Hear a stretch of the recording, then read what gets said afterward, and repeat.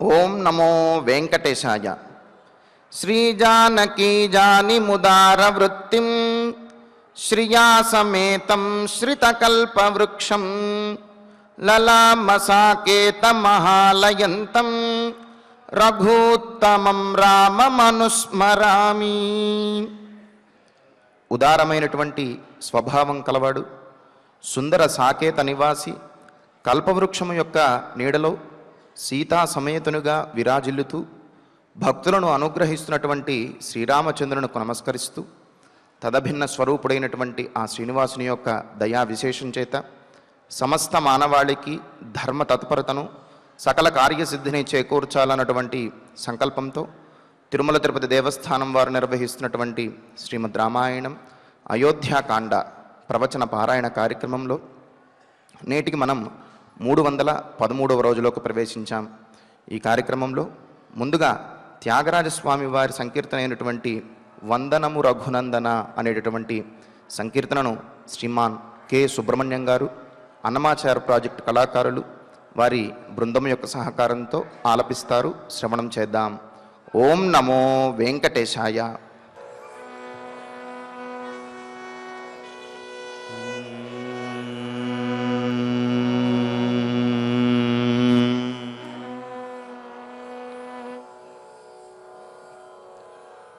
వందనము రఘునందన,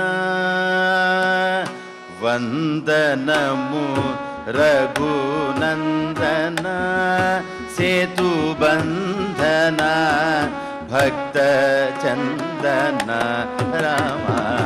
వందనము రఘునందన, సేతుబంధన భక్త చందన రామ.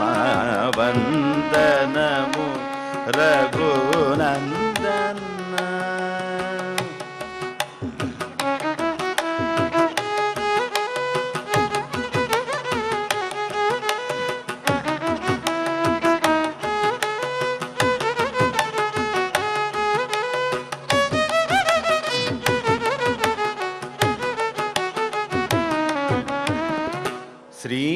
శ్రీదమానాతో వాదమా, శ్రీదమానాతో వాదమానే భేదమా ఇది మోదమా రామ. శ్రీదమానాతో వాదమానే భేదమా ఇది మోదమా రామ.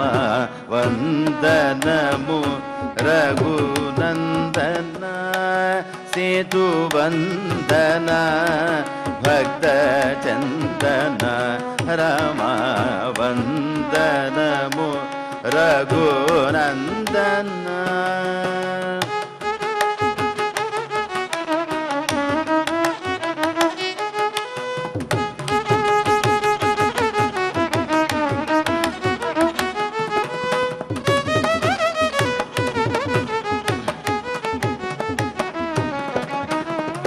వింటిని నంబు కొంటిని, వింటిని నంబు కొంటిని, శరణంటిని రమ్మంటిని రామ. వింటిని నంబు కొంటిని, శరణంటిని రమ్మంటిని రామ. వందనము రఘునందన, సేతుబంధన భక్త చందన రామ. వందనము రఘునందన.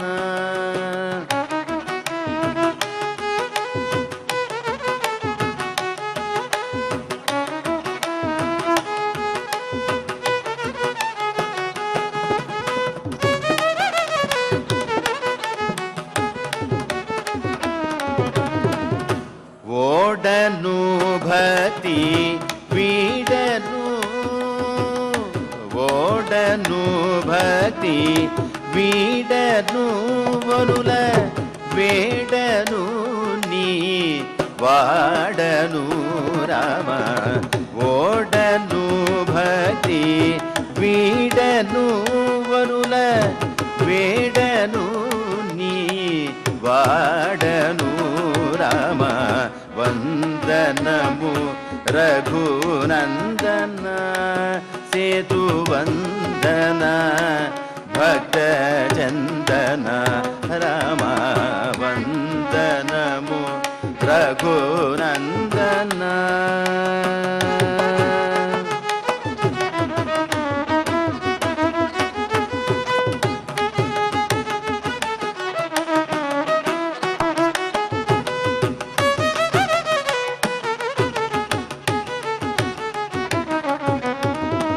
క్షేమము దివ్య ధామము క్షేమము దివ్య ధామము నిత్య నేమము రామ నామము రామ క్షేమము దివ్య ధామము నిత్య నేమము రామ నామము రామ వందనము రఘునందన సేతు వందన భక్త చందన రామ వందనము రఘునందన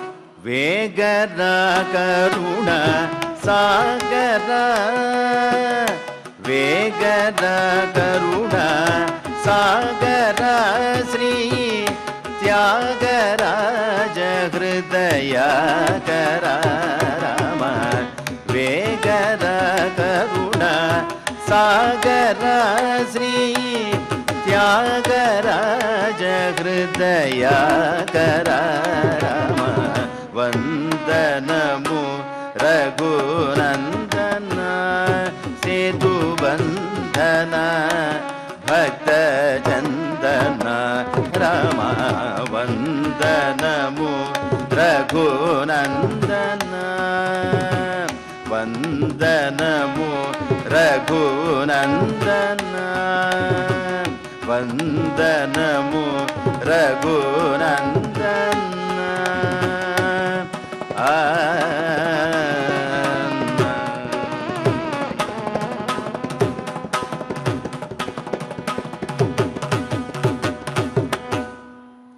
మధురమైనటువంటి సంకీర్తనను శ్రవణం చేశాం. ఇంకా ఇప్పుడు శ్రీ గురు ధ్యానపూర్వకంగా సంకల్పవాక్యాలను అందరము కలిసి పలుకుతూ ఈ కార్యక్రమాన్ని ప్రారంభం చేసుకుందాం.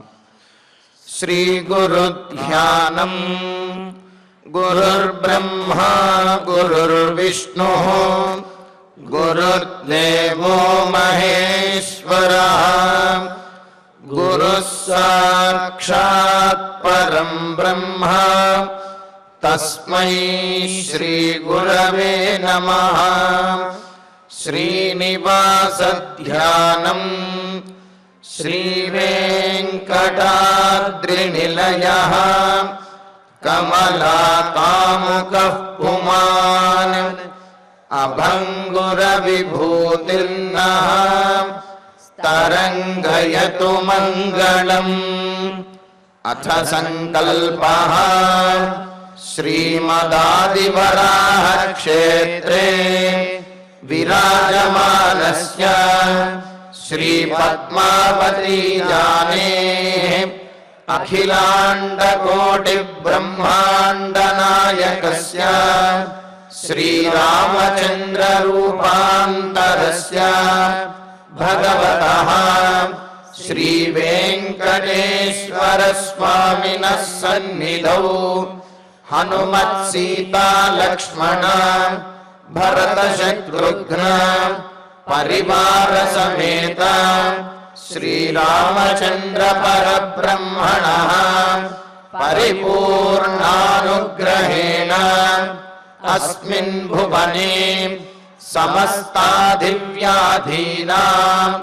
నివారణార్థం భారతవర్షే విద్యా విత్త వాణిజ్య కృషి వైద్య వైజ్ఞానిక దేశరక్షణాదిరంగేషు విద్యమానానాం ఆస్తిక మహాజనానాం సర్వేషాం సకుటుంబానాం ఆయురారోగ్యైశ్వర్య సద్బుద్ధీత్యాది సర్వశుభఫలప్రాప్త్యర్థం ధర్మాచరణద్వారా శ్రీరామరాజ్యస్య పునర్వ్యవస్థాపనార్థం ఉద్యోగార్థినాం సముచితోద్యోగప్రాప్త్యర్థం దంపతీనాం అనుకూలదాంపత్యసిద్ధ్యర్థం సంతానస్య పితృవాక్యపరిపాలనానుకూల బుద్ధిప్రచోదనార్థం సకలకార్యసిద్ధ్యర్థం గోసంరక్షణార్థం చ శ్రీమద్వాల్మీకి రామాయణే అయోధ్యాకాండే యథాశక్తి శ్లోకవ్యాఖ్యాన పురస్సరం షట్త్రింశ సర్గ శ్లోక పారాయణం తథా శ్రీధన్వంతరి మంత్ర పారాయణం చ అన్యోన్య సాహాయేన ఆచార్య ముఖేన కరిష్యామహే. శ్రీ వాల్మీకి ప్రార్థనా. కూజంతం రామ రామేతి మధురం మధురాక్షరం ఆరుహ్య కవితా శాఖాం వందే వాల్మీకి కోకిలం. శ్రీ ఆంజనేయ ప్రార్థనా. మనోజవం మారుతతుల్యవేగం జితేంద్రియం బుద్ధిమతాం వరిష్టం వాతాత్మజం వానరయూధముఖ్యం శ్రీరామదూతం శిరసా నమామి. శ్రీరామాయణ ప్రార్థనా. వాల్మీకి గిరి సంభూతా రామసాగరగామిని పునాతి భువనం పుణ్యాం రామాయణ మహానది. శ్రీరామ ప్రార్థనా. అయోధ్యాఖ్యేతు గుర్వర్ధే త్యక్త్వా రాజ్యం గిరౌ వసన్ పాదుకే భరతాయాదాత్ సరామః శరణం మమ. శ్రీరామచంద్ర పరబ్రహ్మణే నమః. అథ శ్రీమద్ రామాయణే ఆదికావ్యే అయోధ్యాకాండే షట్త్రింశః సర్గః. శ్రీమన్నారాయణ చరణౌ శరణం ప్రపద్యే. శ్రీమతే నారాయణాయ నమః. శ్రీరామాయ నమః. ఏ చైనముపజీవంతి రమతే యైశ్చ వీర్యతః తేషాం బహువిధం దత్వా తానప్యత్ర నియోజయ. దశరథ మహారాజు సుమంత్రుడితో చెబుతున్నటువంటి మాటలు. రామచంద్రమూర్తి వనవాసానికి వెళ్ళడం తప్పదు. కైకేయి ఆమె యొక్క మనస్సులో, ఆమె ప్రవర్తనలో, నిర్ణయంలో మార్పు అనేది ఉండదు. ఆమెను బ్రతిమలాడి ఏమిటి ప్రయోజనం? ఇక తప్పని దానికి చెయ్యవలసినదే తప్పనిసరిగా. ఆ వనవాసంలోనే రాముడికి మనం సుఖాలను, సౌకర్యాలను కల్పిద్దాము అని అనుకుంటూ మరి చతురంగ బలములను, సంపదలను వీటిని సిద్ధం చెయ్యమని చెప్పి వీటితో పాటుగా సంగీత నృత్యాది కళాకారులను వాళ్ళందరినీ కూడా రాముడితో పాటు ఆ సైన్యంతో పాటు వెళ్ళాలి అని, వారితో పాటుగా రాముడికి వినోదాన్ని చేకూర్చేటటువంటి రాముడి యొక్క ఆత్మీయులు స్నేహితులైన వారు ఎవరైతే ఉన్నారో, రాముడితోటి క్రీడిస్తూ ఆటలాడుతూ ఉండేవారు, వారినందరినీ కూడా అన్నారు. మరి ఇక్కడ ఆటలు అన్నప్పుడు ఆ ఆటలు కూడా ఎటువంటివనే విషయం మనం అనుకున్నాము. బలపరాక్రమములతోటి, అంటే వీర్యత అని అన్నారు. అంటే బలపరాక్రమాది ప్రదర్శనములతోటి ఆటలాడుతూ రామచంద్రమూర్తి ఎవరితో అయితే ఆనందంగా గడుపుతారో వారందరినీ కూడా రాముడితో వనవాసానికి వెళ్ళడానికి వారికి కావలసినవన్నీ కూడా ఇచ్చి, ఏది కావాలో అది ఇచ్చి వారిని కూడా సిద్ధం చేయండి అన్నారు. ఇక్కడ రాముడు క్షత్రియ కుమారుడు కావున ఆయన ఆడేటటువంటి ఆటలు కూడా క్షత్రియోచితమైనటువంటివిగా ఉంటాయి అన్నమాట. మరి క్షత్రియుడు యుద్ధం చెయ్యాలి, ధైర్యంగా నిలబడాలి, ప్రజలందరినీ రక్షించాలి. కావున ఆయన ఆడే ఆ క్రీడలు కూడా దానికి సంబంధించినట్లుగానే ఉంటాయి, అంతే తప్ప మరో రకంగా ఉండేవి కాదు. దీనివల్ల మనం తెలుసుకోవలసినటువంటిది, మనం ఆడే ఆటలు కూడా మనకు శారీరకమైనటువంటి దారుఢ్యాన్ని, మానసికమైనటువంటి వికాసాన్ని ఇచ్చేవిగా ఉండాలి తప్ప మానసిక రుగ్మతలను తెచ్చేటటువంటి ఆటలను ఆడటం వల్ల ప్రయోజనము లేదు. కూర్చుని ఏదో చూస్తూ ఉంటే, లేకపోతే ఏ సెల్లులోనో ఆడుతూ ఉంటే వాటి వల్ల మానసికమైనటువంటి రుగ్మతలు రావడం తప్ప శారీరకమైనటువంటి దారుఢ్యం కానీ మానసికమైన వికాసం కానీ కలగదు.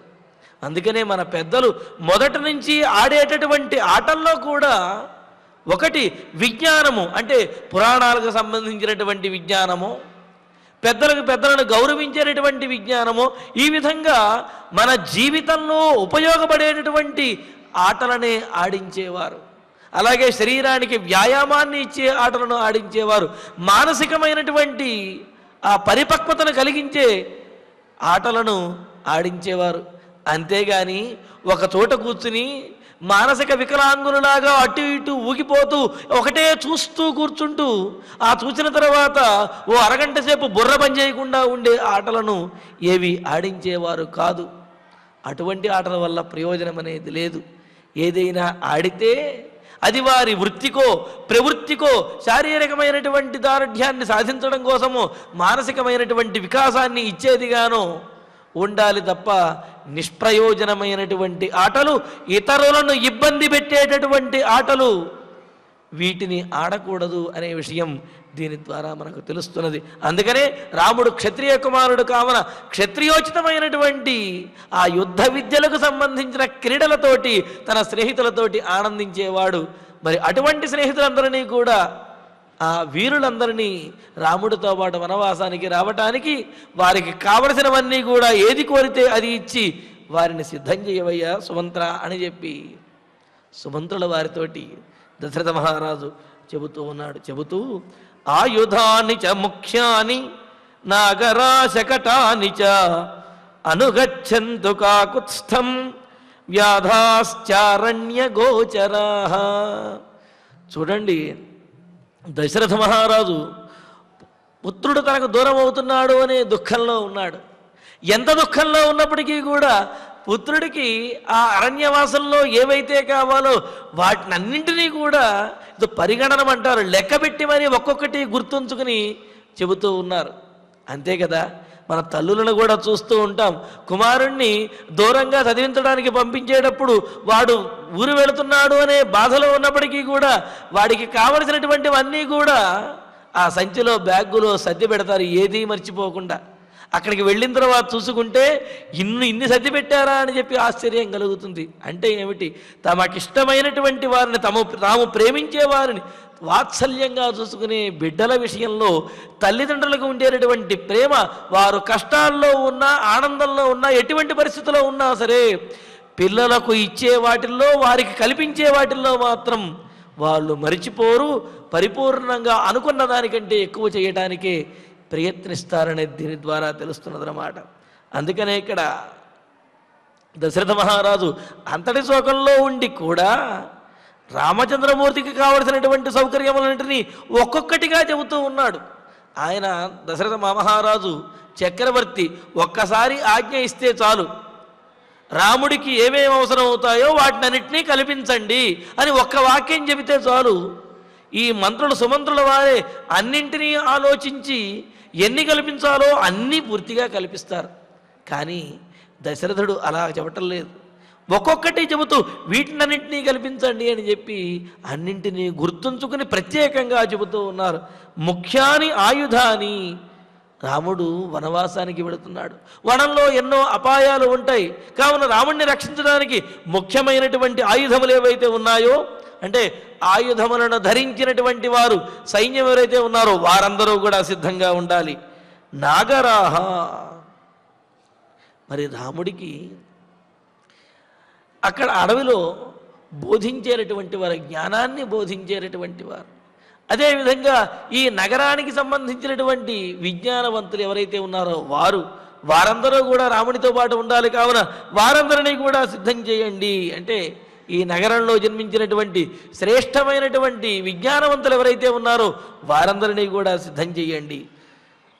శకటానిచ, అమ్మో అడవిలో నడిస్తే నా రామచంద్రమూర్తి యొక్క పాదములు కందిపోతాయి, కావున అనేక బళ్ళు శకటములను సిద్ధం చేయండి అని అన్నారు.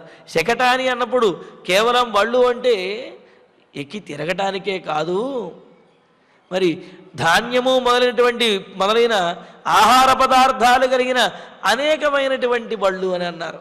రామచంద్రమూర్తి కూడా అక్కడికి వచ్చినటువంటి, అంటే వనవాస దీక్షకు బయలుదేరుతూ యాత్రాదానాదులుగా అనేకమైనటువంటి ధాన్యములతో నిండిన కొన్ని వేల కొలది శకటములను దానం చేశాడు అని చెప్పి అనుకున్నాం కదా. మరి అలాగే ఇక్కడ దశరథ మహారాజు చెబుతున్నాడు, అంటే నెయ్యి, నూనె, అలాగే ఈ ఆహార పదార్థములు ఇవన్నీ కలిగినటువంటి అనేకమైనటువంటి శకటములను సిద్ధం చెయ్యండి. అంతేకాదు, అరణ్యంలో మనబోటి వారికి దారి తెలియదు, ఎక్కడ ఏముందో మనకు తెలియదు. కావున అరణ్య గోచరాహ, అడవిలో తిరిగేటటువంటి వారైన వ్యాధాశ్చ, బోయవారు, ఆటవికులు, కిరాతకులు ఎవరైతే ఉన్నారో వారందరినీ కూడా పిలిపించి రాముడితో పాటు వాళ్ళని కూడా ఉండమని చెప్పండి. ఎందుకు అంటే ఇక్కడ ఈ ప్రమాదం ఉన్నది, ఇక్కడ నివాసయోగ్యంగా ఉంటుంది, ఇక్కడ ఇలా వెళ్ళాలి, ఈ మార్గం ఉన్నది అనే విషయం ఆ అడవిలో తిరిగే బోయేవారికి తెలుస్తుంది. కావున వారందరినీ సిద్ధం చేయమని చెప్పి అన్నారు. ఇలాగా వ్యాధాశ్చ కాకుత్స్థం అనుగచ్చంతు, వీళ్ళందరూ కూడా ఆయుధములు ధరించినటువంటి వారు, విజ్ఞానాన్ని బోధించినటువంటి వారు, అదేవిధంగా ఆహార పదార్థములు నింపినటువంటి బళ్ళు, అరణ్యంలో తిరిగేటటువంటి బోయవారు మొదలైన వారందరూ కూడా రాముడితో పాటు వనవాసంలో రాముడిని అనుసరించి ఉండాలి. కావున వారందరినీ కూడా రాముడితో పాటు సిద్ధం చెయ్యండి అని సుమంత్రుల వారితోటి చెబుతున్నారు. ఈ విధంగా దశరథ మహారాజు రాముడు అరణ్యంలో కూడా సుఖంగానే ఉండాలి అని ఇలాగా ఏర్పాట్లు చేయమంటూ నిఘ్రన్ మృగాన్ కుంజరాంశ్చ పిబంశ్చారణ్యకం మధు నదీశ్చ వివిధా పశ్యన్ నరాజ్యస్య స్మరిష్యతి. ఇలాగ వీటినన్నిటినీ కనుక కల్పించినట్లయితే ఈ సౌకర్యాలు, అదేవిధంగా చిత్రంగ బలాలు, ఆహార పదార్థములు, అలాగే ఆయన అడవిలో తిరగటానికి మార్గనిర్దేశకులుగా ఈ బోయవాళ్ళు మొదలైనటువంటి వాళ్ళు వీళ్ళందరినీ కనుక ఏర్పాటు చేసినట్లయితే వీళ్ళందరితో కలిసి వెళుతున్నటువంటి రామచంద్రమూర్తి అడవిలో మృగాన్ కుంజరాన్శ్చ నిగ్రన్, క్రూరమైనటువంటి మృగములను, క్రూరమై మీద దాడి చేయబోతున్నటువంటి మద గజములను కూడా నిఘ్రన్ అదుపు చేస్తూ వాటిని దాటుకుంటూ ఆయన ఆరణ్యకం మధు పిబంశ్చ, మరి వచ్చినటువంటి క్రూర మృగాలనేమో వీళ్ళందరూ ఉంటారు కావున వాటిని రాముడి దగ్గర కనీసం రాకుండా వాటిని దూరంగా తిరిమేస్తారు.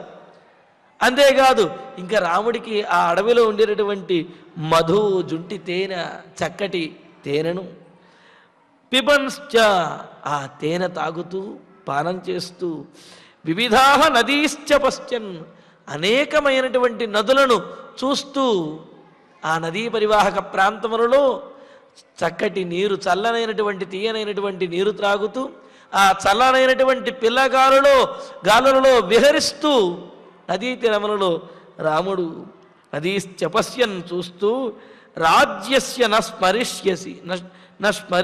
నస్మరిష్యతి. అసలు రాజ్యం గురించే ఆయనకు ఆలోచన అనేది ఉండదు. రాజ్యం గురించి దిగులు కానీ, అయ్యో రాజ్యం వదిలి వెళ్ళిపోయానే అనే బెంగ కానీ రాముడికి ఏమాత్రము ఉండవు. కావున ఆ విధంగా రాముడు రాజ్యాన్ని విడిచి అడవికి వెళ్ళిపోయినప్పటికీ కూడా అయ్యో రాజ్యాన్ని విడిచిపెట్టానే అనే బాధ అనేదే లేకుండా అన్ని సౌకర్యములు, అన్ని ఆనందకరమైనటువంటి విశేషాలని కూడా కల్పించాలి. తద్వారా రాముడు ఈ రాజ్యం గురించి ఆలోచించడం కానీ, రాజ్యం వదిలి వెళ్ళడం వల్ల వచ్చినటువంటి దుఃఖాన్ని పొందడం కానీ రాముడు చెయ్యడు. సుఖంగా, ఆనందంగా, సంతోషంగా వనవాసాన్ని గడిపి మరలా తిరిగి వస్తాడు. కావున సుమంత్ర ఈ ఏర్పాట్లన్నీ చెయ్యి అంటూ ధాన్యకోశశ్చ యః కశ్చిత్ ధనకోశశ్చ మామకః తౌ రామమనుగచ్చేతాం వసంతం నిర్జనే వనే. ఇంకా ఏమంటున్నాడు చూడండి. తనకు ఉన్నా లేకపోయినా సరే, లేకపోతే తనకు ఉన్నటువంటి సర్వస్వాన్ని కూడా తమ సంతానానికే ఇవ్వాలి అనుకుంటారు. ఇప్పటికీ చాలామందిని చూస్తున్నాం కదా. తమకు ఉన్నటువంటి దానిలో తమకు లేనటువంటి దాన్ని కూడా అప్పుగా తెచ్చి అయినా సరే తమ పుత్రులు లేకపోతే తమ సంతానం ఉన్నతమైనటువంటి స్థితికి రావటం కోసం వారు ప్రయత్నిస్తూ ఉంటారు కదా. మరి అలాగే ఇక్కడ చూడండి, మామకః నాకు చెందినటువంటి యః కశ్చిత్ ధాన్యకోశ, నాకు చెందినటువంటి ధాన్యకోశం, ధాన్యాగారం ఏదైతే ఉన్నదో ఆ ధాన్యాగారం అంతా కూడా, ఆ ధాన్యమంతా కూడా రాముడితో అనుసరించి వెళ్ళాలి. మరి 14 సంవత్సరముల పాటు ఉండాలి అంటే అక్కడ ఆహారం లభించాలి కదా. అంతేకాదు ధనకోశశ్చ, నాకు సంబంధించినటువంటి ధనాగారంలో ఉన్న సమస్తమైనటువంటి సంపదలు కూడా రాముణ్ణి అనుసరించి వెళ్ళాలి. కావున ఆ ఏర్పాట్లు చూడమన్నాడు. అందుకని ధనకోశశ్చ తౌ ఘోషకటాది ముఖేన ధాన్యకోశశ్చ యః కశ్చిత్ ధనకోశశ్చ మామకః తౌ రామమనుగచ్చేతాం వసంతం నిర్జనే వనే అంటూ చెప్పారు కదా. మరి దశరథ మహారాజు అంటూ తనకు సంబంధించినటువంటి ధాన్యకోశము, ధనకోశము ఇవన్నీ కూడా బళ్ళ మీద ఎక్కించి, ఎన్ని బళ్ళు పడితే అన్ని బళ్ళు ఆ బండ్ల మీద వీటిన్నిటిని కూడా ఎక్కించి నిర్జనే వనం వనే రామం అనుగచ్చేతాం. నిర్జనే వనే వసంతం రామం అనుగచ్చేతాం. మనుషులెవ్వరూ లేనటువంటి, సహాయం చేసేవారే లేనటువంటి ఆ అడవిలో వీరందరూ కూడా సహాయకులుగా ఉండి నాకు సంబంధించినటువంటి సమస్తమైనటువంటి ధాన్యకోశము, నాకు సంబంధించినటువంటి సమస్తమైనటువంటి ధనాగారంలో ఉన్న సంపదలు ఇవన్నీ కూడా బండ్ల మీద ఎక్కించి ఆ శకటముల మీద రాముణ్ణి అనుసరించి వెళుతూ రాముడికి సహాయంగా ఉండే విధంగా చెయ్యి సుమంత్ర. కావున వాటినన్నిటినీ సిద్ధం చెయ్యి అంటున్నాడు. అంటే తనకు సంబంధించిన ఐహికమైనటువంటి సమస్త సంపదలను కూడా తన కుమారుడికే ఇవ్వడానికి దశరథ మహారాజు సిద్ధపడుతూ ఉన్నాడు. తనకేమీ అవసరం లేదు, తాను అయోధ్యానగరంలో ఉంటాను కావున, తన కుమారుడు మాత్రం దూరంగా ఉంటున్నాడు కావున అతనికి సమస్తమైనటువంటి సౌకర్యములు కలగాలి, సమస్తమైనటువంటి సంపదలు కూడా రాముడి దగ్గర ఉండాలి అని చెప్పి అనుకుంటున్నాడు. అనుకుంటూ యజన్ పుణ్యేషు దేశేషు విసృజన్శ్చాప్తదక్షిణాః ఋషిభిశ్చ సమాగమ్య ప్రవత్స్యతి సుఖం వనే. మరి ఆ శ్రీరాముడు అరణ్యంలో ఉన్నటువంటి పుణ్యేషు దేశేషు, పవిత్రమైనటువంటి క్షేత్రములలో, పవిత్రమైన ఆ తీర్థ ప్రదేశములలో యజ్ఞములు చేస్తూ, మరి మీరందరూ కూడా వెళతారు కావున వీళ్ళందరి ద్వారా ఉన్నటువంటి ద్రవ్యములతో, ఆ అడవిలో లభించేటటువంటి ద్రవ్యములతోటి అనేకమైనటువంటి నదీ తీరములలో యజ్ఞములను చేస్తూ ఆప్తదక్షిణాః విసృజన్, సంపూర్ణమైనటువంటి దక్షిణలను ఇస్తూ. అంటే యజ్ఞం చేసినప్పుడు ఎప్పుడు యజ్ఞం అనేది యజ్ఞం కానీ పూజ కానీ ఎప్పుడు పూర్తవుతుంది అంటే ఆ యజ్ఞం చేసినటువంటి వారికి దక్షిణ ఇవ్వడం ద్వారా ఆ యజ్ఞం అనేది పూర్తవుతుంది, అవభృతంతో ఆ యజ్ఞం అనేది పూర్తవుతుంది అని అన్నారు. అందుకే కదా రఘుమహారాజు విశ్వజిత్ యాగం చేసి తమ దగ్గర ఉన్నటువంటి సమస్తమైనటువంటి ద్రవ్యములను కూడా ఇచ్చాడు. ఆ తర్వాత కౌత్సుడు వస్తే ఆ కౌత్సుడికి కూడా అడిగినదంతా ఇచ్చిన తర్వాతే తన యజ్ఞం పూర్తయింది అని చెప్పి ఆయన భావించాడు. అలా యజ్ఞం పరిపూర్ణమైనదన్నమాట. మరి అలాగా ఇక్కడ చెబుతున్నాడు, ఆ అడవిలో పుణ్యతీర్థ స్థలములలో రామచంద్రమూర్తి యజ్ఞయాగాది కర్మానుష్ఠానములను నిర్వర్తించి ఆప్తదక్షిణ పరిపూర్ణమైనటువంటి యుక్తమైనటువంటి ఇయ్యదగినటువంటి యోగ్యమైన దక్షిణను ఇచ్చి విసృజన్ ఆ విధంగా ఇస్తూ ఋషిభిశ్చ సమాగమ్య మహర్షులందరితో కలిసి అంటే మహర్షులందరితో కలిసి యజ్ఞయాగాదులు చేస్తూ వారికి ఇవ్వవలసినటువంటి రక్షణలన్నీ కూడా ఇస్తూ వారందరితో కలిసి వనే సుఖం ప్రపత్స్యతి వనంలో సుఖంగా ఆ మహర్షులందరితో కలిసి యజ్ఞయాగాదులు చేస్తూ రామచంద్రమూర్తి పుణ్యప్రదంగాను సుఖంగాను ఆనందంగాను జీవితాన్ని గడపాలి. అలా గడుపుతాడు. అలా గడపడానికి కావలసినటువంటి ఏర్పాట్లన్నీ కూడా మనం చేసి తీరాలి. కావున సుమంత్ర అవన్నీ కూడా యజ్ఞయాగాదులు చేయటానికి కావలసినటువంటి సంపదలను ద్రవ్యములను వాటినన్నింటినీ కూడా సిద్ధం చేయమన్నాడు. అడవిలో లభించేవన్నీ కూడా లభిస్తాయి.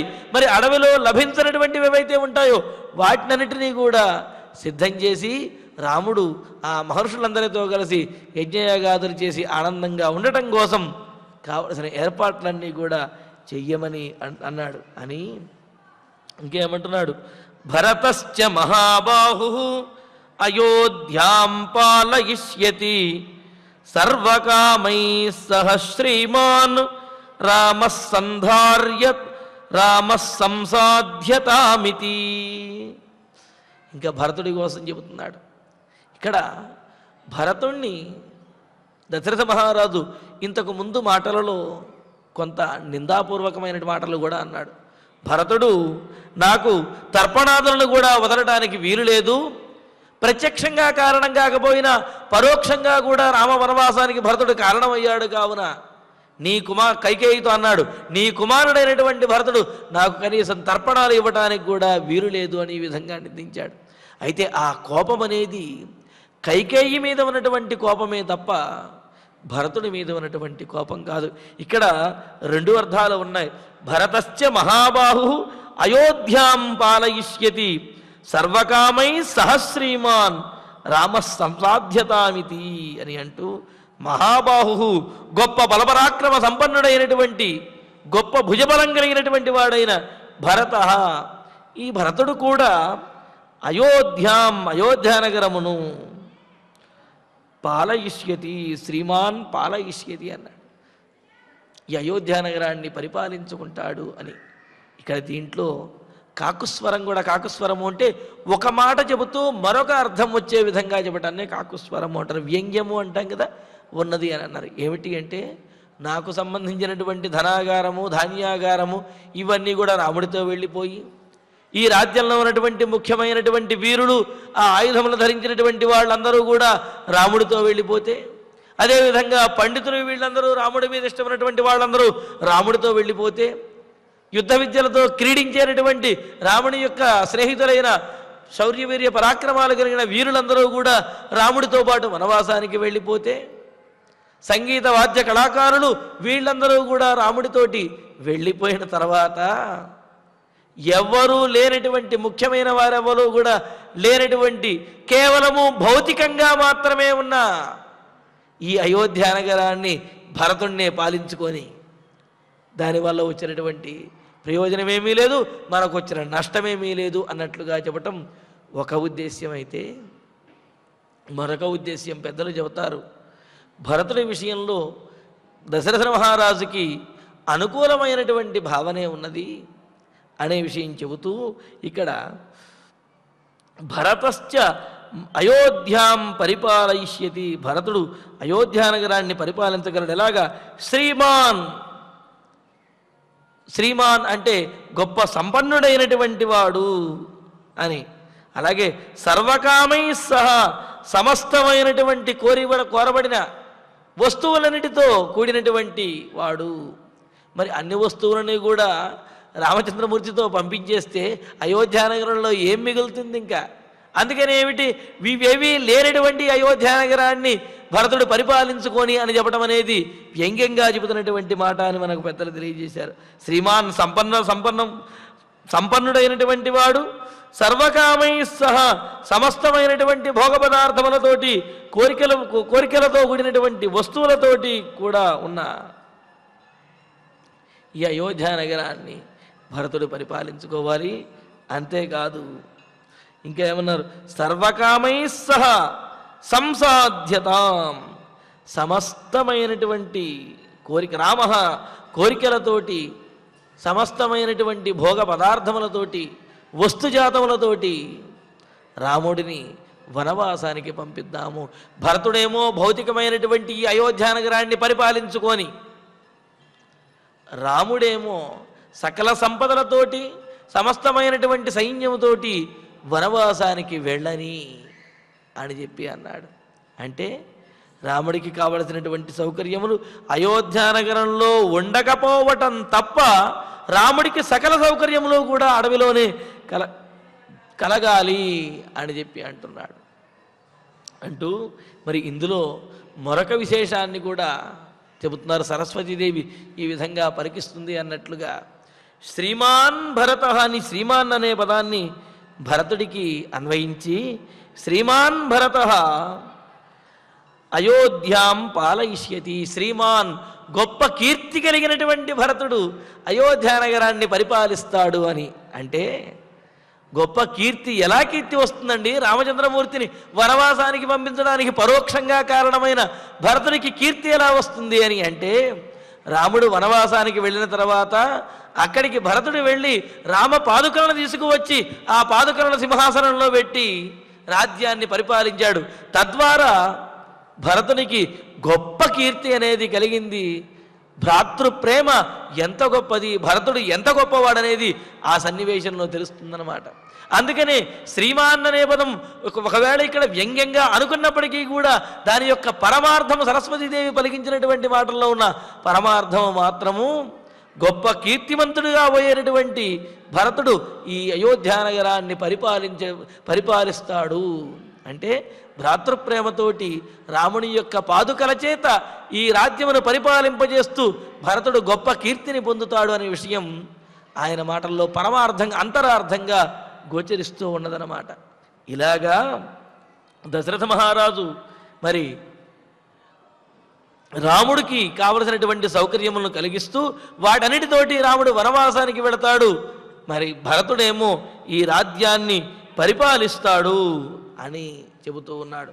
చెబుతూ ఏవం బ్రువతి కాకుత్స్థే కైకేయ్యా భయమాగతం ముఖంచాప్యగమచ్చోషం సర్వశ్చాపి న్యరుధ్యత స్వరశ్చాపి న్యరుధ్యత. ఇవన్నీ కూడా చూస్తూ ఉన్నది పక్కనే నుంచుని కైకేయి. అక్కడ 350 మంది దశరథ మహారాజు యొక్క భార్యలు, కౌసల్య, సుమిత్ర, కైకేయి, సుమంత్రుల వారు, ఇతర పరిచారిక గణము వీళ్ళందరూ కూడా ఉన్నారు. వీళ్ళందరి మధ్యలో వాద ప్రతివాదాలు ఎన్నో జరిగాయి. కైకేయిని నిర్ణయం మార్చుకోమని బ్రతిమలాడుతూ ఏమీ పట్టించుకోలేదు. ఇంకా దశరథుడే ఆయన మాట్లాడుతూ రాముడికి కావలసినటువంటి సమస్తమైనటువంటి సౌకర్యములు, చతురంగ బలములు, అతని దశరథునికి సంబంధించినటువంటి ధనాగారము, ధాన్యాగారము మొదలైనవన్నీ కూడా రాముడితో పంపించేయమని చెప్పి చెబుతూ ఉన్నాడు. చెబుతూ ఉంటే పక్కనే నుంచుని చూస్తూ ఉన్నది కైకేయి. ఏమిటి ఆటలు ఆడుతున్నాడా దశరథ మహారాజు? నేను చెప్పింది ఏమిటి, చేస్తున్నటువంటిది ఏమిటి అని చెప్పి ఒక్కసారి ఆమె ముఖంలో ఒక రకమైనటువంటి భయము, అదేవిధంగా మరొక రకమైనటువంటి కోపము ఇవన్నీ కూడా కలుగుతూ ఉన్నాయి.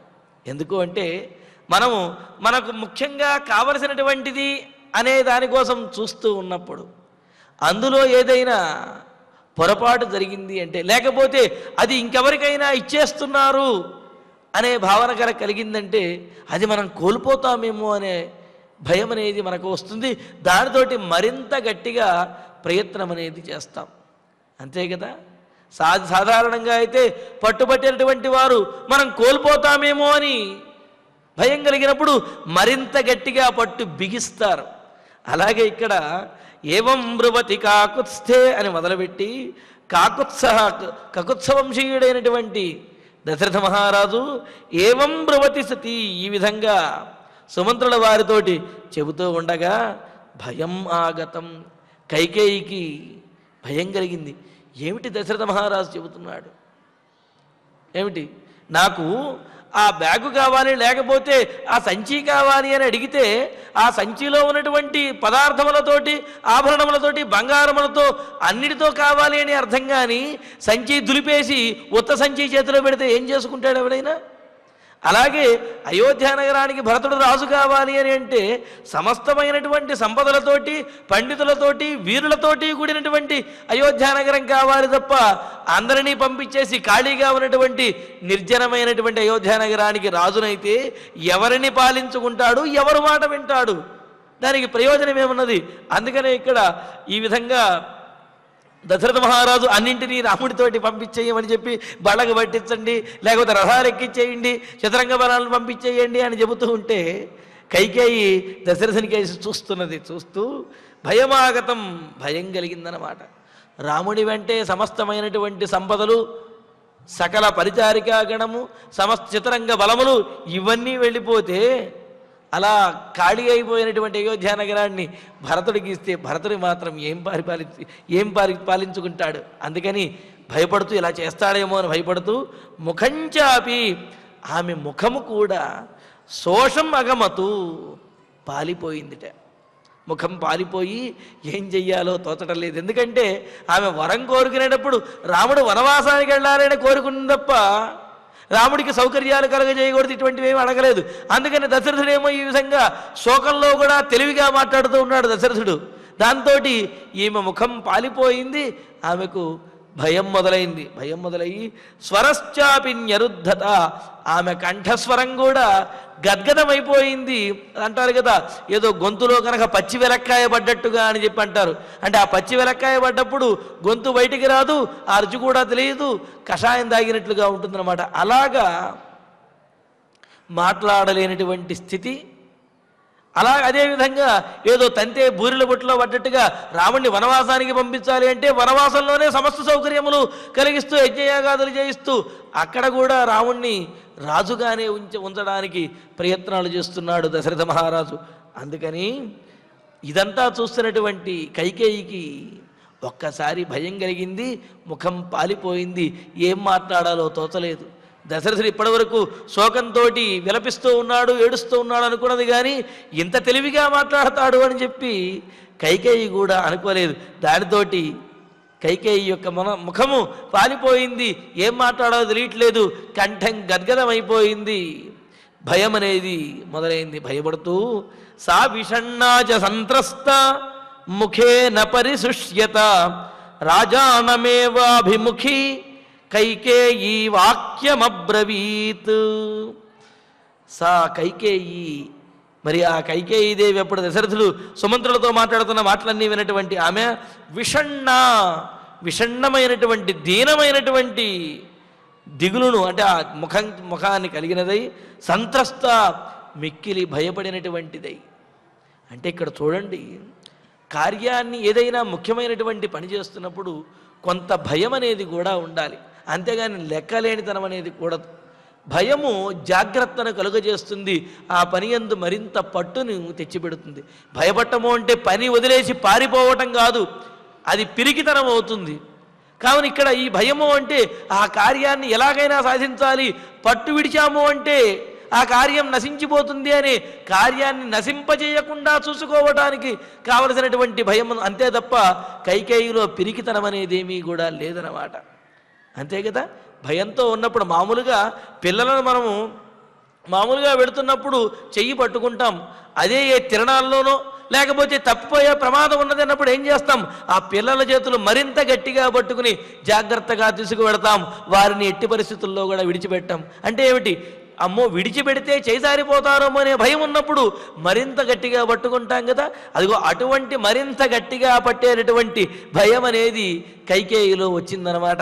అందుకనే ఇక్కడ సంత్రస్త మిక్కిలి భయంతో కూడినదై పరిశుష్యత వాడిపోయినటువంటి పాలిపోయినటువంటి ముఖేన ముఖంతో రాజానం ఏవ అభిముఖి రాజుగారిని ఆయన ముఖంలోకి చూస్తూ ఏం మాట్లాడుతున్నావయ్యా, నేను అడిగినటువంటి వరమేమిటి, నువ్వు ఇస్తున్నటువంటి వరమేమిటి అని అంటూ అభిముఖి ఎదురుగా నిలబడి ఆ ముఖంలోకే రాజుగారి యొక్క ముఖంలోకి దశరథుని యొక్క ముఖంలోకి చూస్తూ వాక్యం అబ్రవీత్ ఈ విధంగా మాట్లాడటం మొదలుపెట్టింది కైకేయి.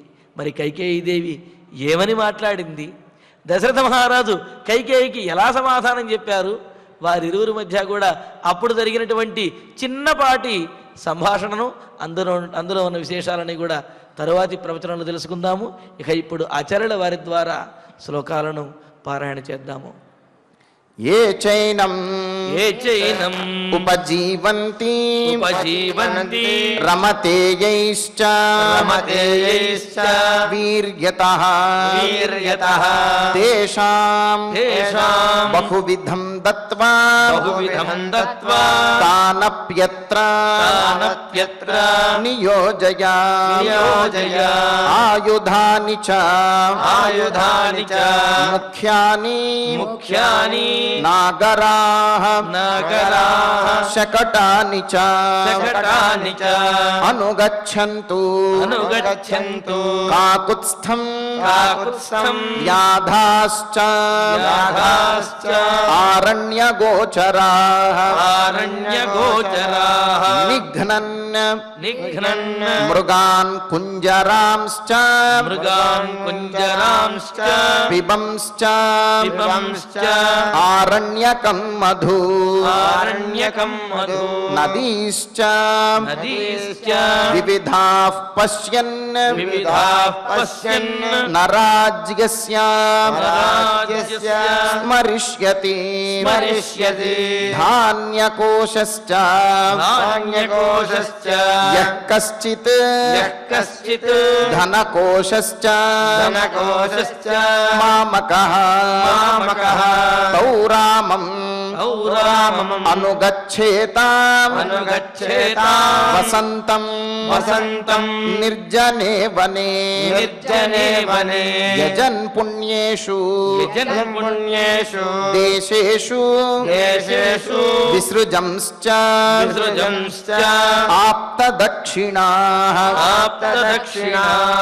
ఋషిభిశ్చ సమాగమ్య ప్రవత్స్యతి సుఖం వనే భరతశ్చ మహాబాహుః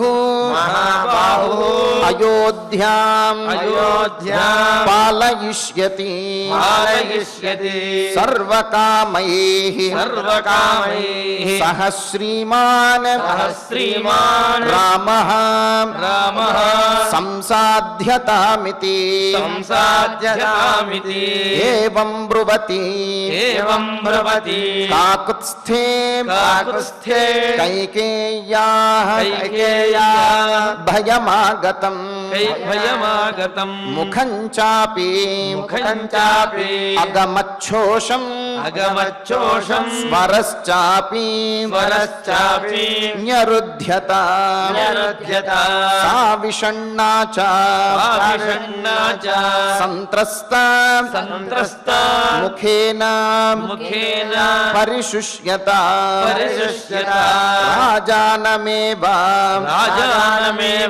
అభిముఖీ కైకేయీ వాక్యమబ్రవీత్ ఇత్యార్షే శ్రీమద్ రామాయణే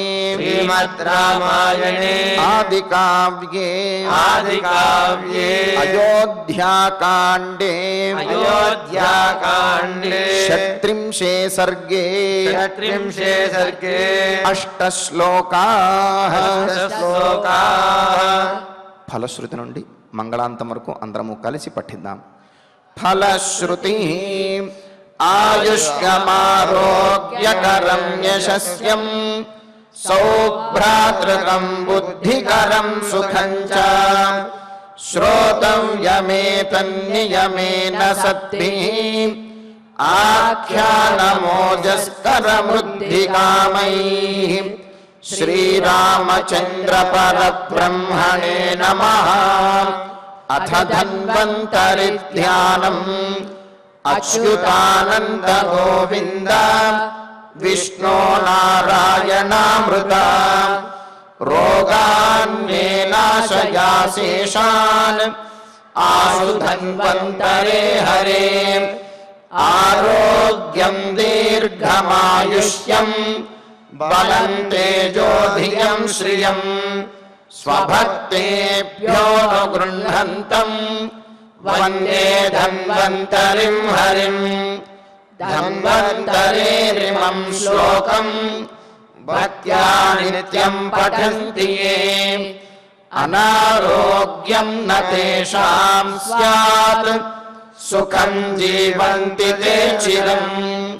ఓం నమో భగవతే వాసుదేవాయ ధన్వంతరయే అమృతకలశహస్తాయ వజ్రజలౌకహస్తాయ సర్వామయ వినాశనాయ త్రైలోక్యనాథాయ మహావిష్ణవే స్వాహా.